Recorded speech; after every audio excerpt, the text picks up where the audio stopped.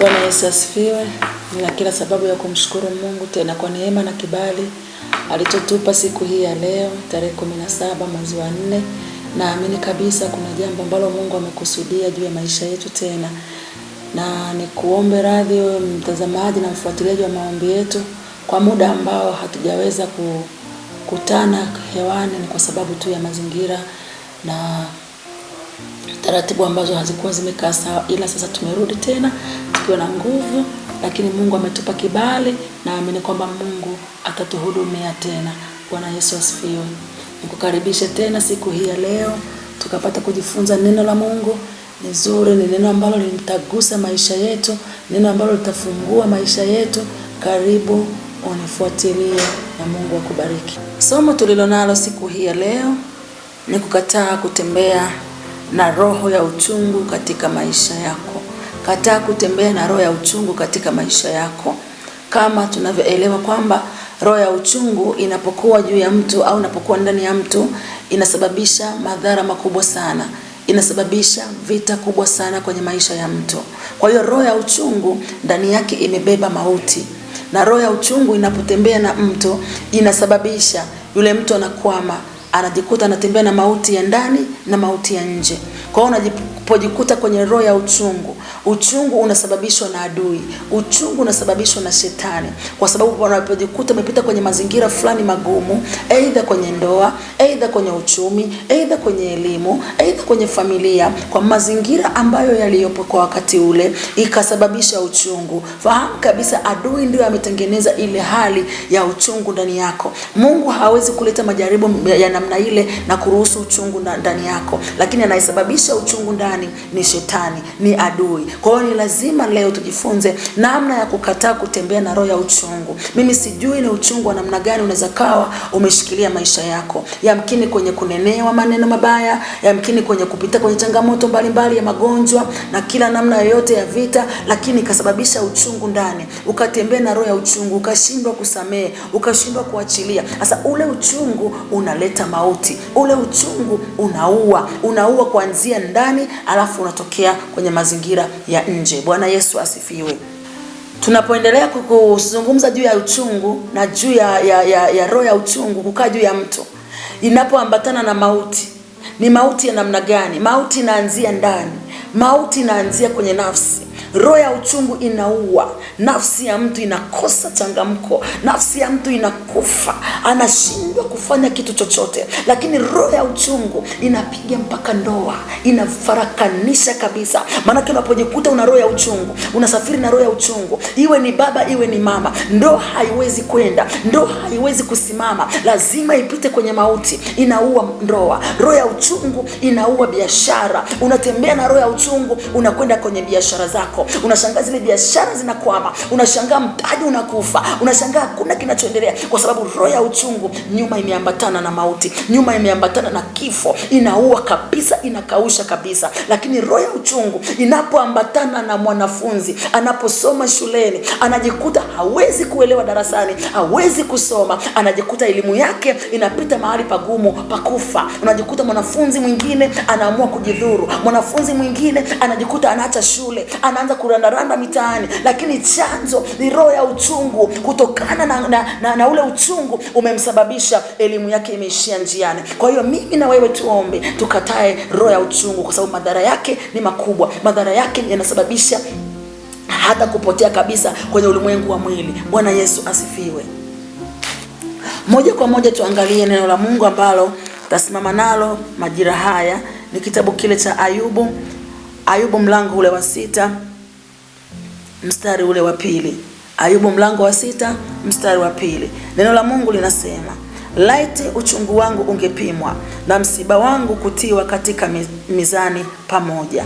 Laiti uchungu wangu ungepimwa na msiba wangu kutiwa katika mizani pamoja. Huyu ni mtumishi wa Mungu Ayubu. Ayubu alikuwa akilalamika, alikuwa akimlalamikia Mungu kwa habari ya kile alichopitia. Kilikuwa ni kigumu, kilikuwa ni kizito, lakini alikuwa akimlalamikia Mungu kwamba laiti uchungu wangu ungelipimwa, laiti uchungu wangu ungepimwa na msiba wangu kutiwa katika mizani pamoja. Kwa maana ya kwamba ule uchungu ulikuwa ni mzito, kile alichokuwa amebeba kilikuwa ni kizito kwa sababu ya mazingira aliyopitia, kwa sababu ya mazingira aliyokuwepo. Sasa yale mazingira kwa mtazamo wa kawaida wa binadamu wa kawaida, angefika mahali angemkufuru Mungu, angefika mahali angemtukana Mungu, angefika mahali angemwacha Mungu. Lakini Ayubu pamoja na uchungu aliyokuwa nao, bado aliendelea kumtegemea Mungu, bado aliendelea kuongea na Mungu. Na ndio maana akamwambia Mungu, laiti uchungu wangu ungepimwa na msiba wangu ungetiwa katika mizani pamoja. Kwa maana ya kwamba ulikuwa ni mzito. Mimi sijui wewe unapitia kitu gani ambacho kimesababisha uchungu ndani yako, lakini roho ya uchungu unapoendelea kusafiri nayo ni mbaya, kwa sababu inasababisha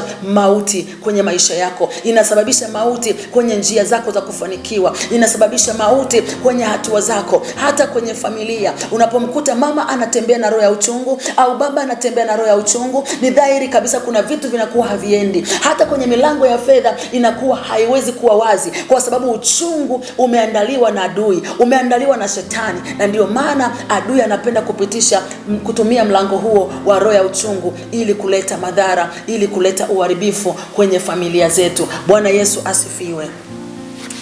Hebu tumwangalie tena Ayubu huyo mlango wa 7 mstari ni ule wa 11.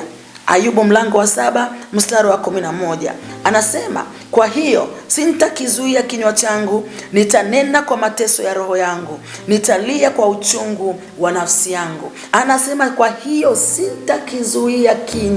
sintakizuia kinywa changu, nitanena kwa mateso ya roho yangu. Wakati wa uchungu unapokuwa ndani ya mtu, ni rahisi mtu kutamka, ni rahisi mtu kunena. Sasa anasema katikati ya ule uchungu hatazuia kinywa chake, na katika kinywa chake alichokuwa kinena, alikuwa haneni kwa namna ya kuwaambia wanadamu, alikuwa ananena kwa namna ya kumlalamikia Mungu, kwa namna ya kumwambia Mungu, uchungu wangu ungepimwa, ni mzito, na msiba wangu ni mzito ukipimwa pamoja. Kwa hiyo kuna namna ambavyo mtu wa Mungu unayenitazama, mtu wa Mungu unayenifuatilia, roho ya uchungu inapokuwa ndani yako, ni rahisi sana kuambatana na mauti, ni rahisi sana kujikuta unatamka. Na katika kutamka kuna namna ambavyo unajikuta unaingia kwenye kifungo kilichoambatana na yale maneno unayotamka na yale maneno unayoyasema, na ule uchungu unajikuta kwamba unatengeneza hali ya mauti ndani na nje. Bwana Yesu asifiwe.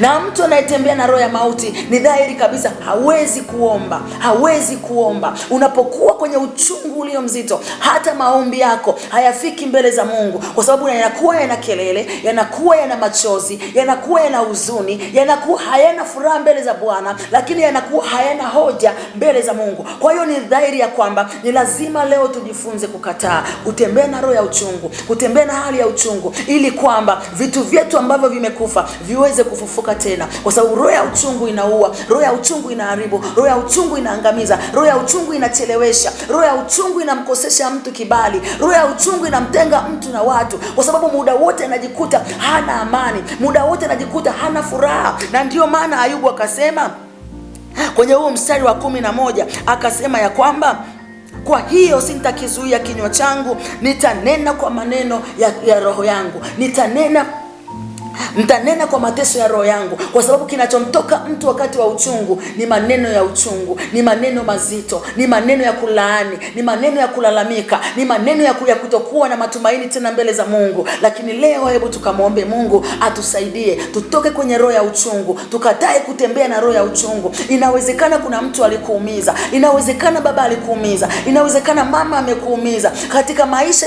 ya ujana, ukajikuta umeingiza roho ya uchungu, na wengine hufikia hatua ya kujidhuru wenyewe, kwa sababu anayeruhusu sasa ule mlango ni shetani. Anayeruhusu ule mlango wa kujidhuru au kujimaliza mwenyewe ni shetani. Kwa hiyo ni lazima tumpinge shetani ili kwamba tutembee na Mungu kutokana na roho ya mauti inayofuatilia kupitia uchungu wa maisha yetu. Bwana Yesu asifiwe. Tuangalie tena kitabu cha Ayubu 21 mstari wa 25. Ayubu 21 mstari ni ule wa 25. Tumuone mtumishi wa Mungu tena Ayubu anatuambia nini kwa habari ya roho ya uchungu. Anasema kuanzia mstari wa 24, vyombo vyake vimejaa maziwa na mafuta ya mifupani mwake ni laini. Mwingine hufa katika uchungu wa roho, asionje mema kamwe. Roho ya uchungu, anasema mwingine hufa katika uchungu wake, asione mema kamwe.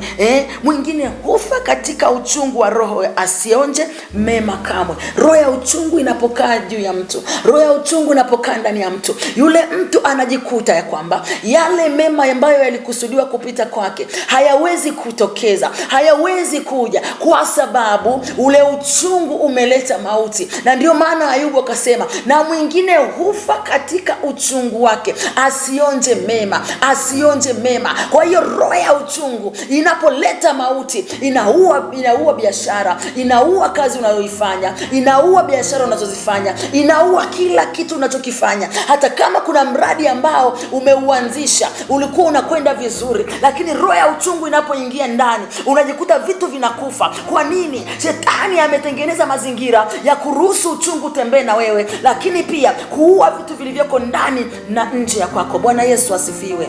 Bwana Yesu asifiwe sana. Kwa hiyo ni lazima tukatae kutembea na roho ya uchungu. Mimi na wewe tukatae kutembea na roho ya uchungu. Haijalishi ya kwamba ulichotembea nacho sasa ni inatosha. Mwambie Bwana, uchungu niliosafiri nao tangu nilipoanza mwaka 2025, inawezekana kuna vitu vimekufa ndani yangu. Inawezekana hata nguvu ya maombi nilikuwa naomba siwezi, hata kufunga siwezi tena kufunga, hata kuomba siwezi tena kuomba, kwa sababu roho ya uchungu imeambatanishwa na mauti. Imeua kila kitu cha ndani, imeua yale mafuta, imeharibu ule mfumo wako wa maombi, imeharibu mtazamo wako ulikuwa unatazama mbele, imeua kabisa. Lakini unapoenda kuomba sasa, tuombe rehema kwa Bwana ili kwamba Mungu akatuhurumie. Ni kweli uchungu unaumiza, ni kweli uchungu unatesa, ni kweli uchungu unakwamisha watu, lakini leo tukatae, tumwambie Bwana, pale ambapo tulitembea na hilo ya uchungu kwa muda mrefu, ninaomba rehema. Unamjua mtu aliyesababisha uchungu kwako, unajua ni jambo gani limesababisha uchungu kwako. Yamkini ni jambo la magonjwa, umekaa kwenye hilo teso kwa miaka mingi, umekaa kwenye hilo teso kwa muda mrefu, umeuona uchungu umekuzunguka, huoni namna ya kutoka. Mtazame Ayubu, anasema laiti uchungu wangu ungepimwa, laiti uchungu wangu ungepimwa na msiba wangu ungetiwa katika mizani. Tunaona jinsi gani ambavyo Ayubu alikuwa anaumia ndani, lakini mimi na wewe leo, hebu tuone jinsi ambavyo Ayubu aliona. Tumwendee Bwana, tumwambie Mungu atusamee, tumwambie Mungu atuhurumie, tumwambie Mungu atusafishe na kututakasa, atupe neema tena machoni pake, aiondoe roho ya uchungu ambayo imebeba mauti. Imeua uchumi wetu, imeua biashara zako, imeua hata ndoa yako, hata watoto wako wamejikuta wamekwama kwa sababu tu mama ana uchungu, baba ana uchungu, watoto wamekosa mwelekeo. Maana pale ulipokuwa ukiwaelekeza katika Mungu, umeshindwa kuwaelekeza kwa sababu ya roho ya uchungu. Na roho ya uchungu adui anaiingiza ndani ya mtu kwa siri kabisa. Ingawa unaweza kuona kwamba mlango ni huu, lakini ameingiza kwa siri kabisa, ili kwamba usijue kwamba ule ni mlango wa kukumaliza na kukuua kwenye maisha yako. Kwa hiyo natamani tukamwombe Mungu, lakini tumalizie kwenye kile kitabu cha Zaburi ya 69 mstari wa 18 hadi wa 21. Zaburi ya 69. Zaburi ya 69 mstari wa 18 hadi wa 21. Neno la Mungu linasema, uikaribie nafsi yangu uikomboe, kwa sababu ya adui zangu unifidie. Wewe umejua kulaumiwa kwangu na kuaibika na kufedheka kwangu. Mbele zako wewe wako watesi wangu wote. Laumu imenivunja moyo, nami ninaugua sana. Nikangoja aje wakunihurumia, wala hakuna, na wakunifariji, wala sikumuona. Wakanipa uchungu kuwa chakula changu, nami nilipokuwa na kiu wakaninywesha siki. Tumuone mtumishi wa Mungu Daudi Daudi mtumishi wa Mungu aligundua kabisa mazingira aliyokuwa nayo yalikuwa ni mazingira magumu, yalikuwa ni mazingira ya mateso. Akajua kabisa kwamba hata ule uchungu ulitengenezwa na maadui zake, na ndio maana akasema kwenye mstari wa 18, uikaribie nafsi yangu, uikaribie nafsi yangu katikati ya mateso, katikati ya dhiki, katikati ya vita kubwa. Akasema kwa sababu ya adui zangu nifidie, kwa maana ya kwamba maadui zake walimzingira, maadui zake walimtengenezea mazingira fulani ambayo yeye alikuwa hajui anatokaje pale, yeye alikuwa hajui anavukaje pale. Lakini akasema wewe wajua, wewe umejua kulaumiwa kwangu. Daudi alikuwa anapita kwenye lawama, alikuwa anapita kwenye malalamiko, alikuwa akilalamikiwa na maadui, alikuwa akilalamikiwa na watesi. Anasema na kuaibika na kufedheheka kwangu. Wewe Mungu unajua. Inawezekana umemlilia Mungu, umemwambia Mungu, unajua maisha yangu, umeatenda mema kwa watu ambao ulitegemea angekulipa yaliyo mema, lakini wamekulipa lawama, wamekulipa mateso, wamekulipa maneno magumu. Ukajikuta unalalamika kama Daudi anaposema wewe umejua kulaumiwa kwangu, lakini na kuaibika na kufedheheka kwangu. Mbele zako wewe wako watesi wangu. Kwa maana kwamba Mungu aliwajua watesi wa Daudi. Mungu aliwaona. Mungu aliona jinsi walivyomzunguka, walivyokuwa wakimlaumu, walivyokuwa wakilalamika kwake. Lakini ndani ya mtumishi wa Mungu Daudi alikuwa na hali ya uchungu, alikuwa anatembea na uchungu, na ule uchungu ulikuwa ni sehemu ya chakula chake. Ule uchungu ulikuwa ni sehemu ya kila kitu kwake. Hana mtu wa kumlilia, hana mtu wa kumweleza, na ndio maana akapeleka msaada, akaenda kuomba msaada wake kwa Mungu. Na mchana wa leo inawezekana unapita kwenye hali ya uchungu, unapita kwenye hali ya huzuni, unapita kwenye hali ya kulaumiwa. Umelaumiwa na ndugu zako, umelaumiwa na majirani zako, umelaumiwa na watu ambao wamekuzunguka, wamekunenea maneno magumu, wanakulaumu kwa kitu usichokijua, na umejikuta ndani yako umebeba uchungu. Leo tangaza msamaha ili kwamba Mungu akuondolee roho ya uchungu, lakini akupe tena neema ya kuweza kupokea na kufanikiwa katika maisha yako. Bwana Yesu asifiwe. Mstari wa 20 akasema, laumu imenivunja moyo. Malalamiko yanapokuwa juu ya mtu au lawama zinapokuwa juu ya mtu, moyo unavunjika, moyo unainama, moyo unakosa tumaini, moyo unakosa changamko. Anasema laumu imenivunja moyo, nami naugua sana, nami naugua sana. Kuna namna ambavyo ukipita kwenye hali ya uchungu, hali ya kulaumiwa, moyo unapoumia, moyo unapougua, unajikuta huna namna ya kutoka pale na huna mwelekeo. Akasema nikangoja aje wakunihurumia, wala hakuna. Daudi alikuwa anategemea msaada kwa wanadamu? Hapana. Anasema kwamba nikaangalia, nikatazama wakuja kunisaidia, hakuna wakunisaidia. Hata wewe unayenitazama sasa, inawezekana laumu ilipokuwa juu yako, moyo wako umeugua, moyo wako umesononeka, moyo wako umekosa tumaini. Nataka nikuambie kwamba wakukusaidia ni Mungu peke yake, wakukusaidia ni Yesu Kristo peke yake. Hasa kwenye majira tulionayo ya kumkumbuka Yesu Kristo kufa na kufufuka kwake, ni wakati wa kumwambia Baba, laumu imeuvunja moyo wangu, naomba unisaidie, maana uchungu umekuwa ndio chakula changu, uchungu ndio umekuwa sehemu ya maisha yangu. Naomba unisaidie nitoe hapa, niondolee roho ya uchungu, niondolee roho ya kuugua ndani, maana kule kuugua ndani ndiko kuna kusababisha mauti. Unaweza kupita kwenye ugonjwa mbaya wa pressure, ukajikuta umeparalyze, umejikuta umekaa chini, lakini chanzo ni roho ya uchungu. Chanzo ni mlango wa uchungu uliopatikana kwako kutokana na maadui zako, kutokana na watesi waliokuzunguka, kutokana na nguvu iliyoko kwenye eneo iliyokuzunguka. Ukajikuta kwamba huwezi kutoka pale. Laumu imeuvunja moyo, malalamiko yamekuwa ni mengi, maneno yamekuwa ni mengi juu yako. Unajitahidi kuwapendezesha wanadamu, lakini wao wamekuwa sehemu ya kuendelea kukuumiza, sehemu ya kuendelea kutangazia uchungu kwenye moyo wako. Sasa leo watangazia msamaha, lakini utoke kwenye huo uchungu, utoke kwenye hilo teso. Hata kama ni mazingira ya kazini, umejikuta kwamba wako ambao hawakuelewi unavyoishi, hawakuamini unavyoishi, hawakupendi jinsi ulivyo. Ukajikuta umeingia pale, ukajikuta huna amani, lakini laumu ikaendelea kukaa ndani ya moyo wako, na uchungu ukaendelea kukutesa, na ukajikuta kwamba kuna vitu haviendi, kuna maisha hayaendi, kuna changamko halipo, kuna amani haipo. Leo tangaza msamaha, leo anza na Mungu, leo mtafute Mungu tena, kama jinsi ambavyo Daudi alimtafuta Mungu. Alijua msaada pekee ni kwa Mungu peke yake, na ndio maana akamwambia Bwana, Adui zangu wamenizunguka, wananilaumu.